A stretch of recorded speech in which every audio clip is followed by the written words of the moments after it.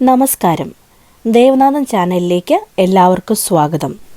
നവരാത്രിയുടെ 6-ാം ദിവസം കാർത്യായനി ദേവിയെയാണ് ആരാധിക്കേണ്ടത്.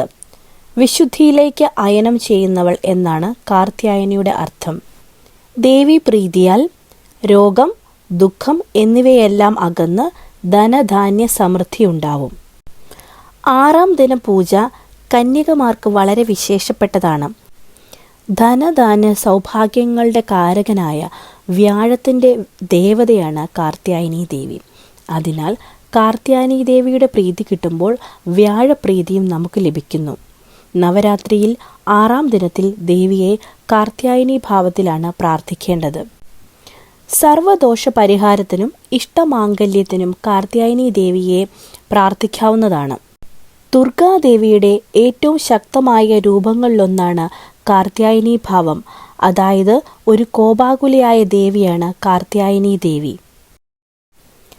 4 കൈകളുള്ള ദേവിയുടെ കൈകളിൽ ഖഡ്ഗവും പത്മവും കാണപ്പെടുന്നു. കാർത്യായനി ഭാവത്തിലാണ് ദേവി ശ്രീ പാർവതി മഹിഷാസുരനെ വധിച്ചത്. ആ സമയം ലക്ഷ്മി ദേവിയും സരസ്വതി ദേവിയും പാർവതിയിൽ ലയിച്ചു എന്നും 3 ദേവിമാരുടെയും ശക്തി ഒന്നായി മാറിയുമെന്നാണ് വിശ്വാസം.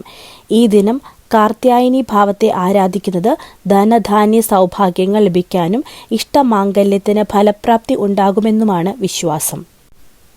കാർത്യായനി ദേവി സ്തുതി ഇപ്രകാരമാണ്: യാ ദേവി സർവഭൂതേഷു മാ കാർത്യായനി രൂപേണ സംസ്ഥിത നമസ്തസ്യേ നമസ്തസ്യേ നമസ്തസ്യേ നമോ നമഃ.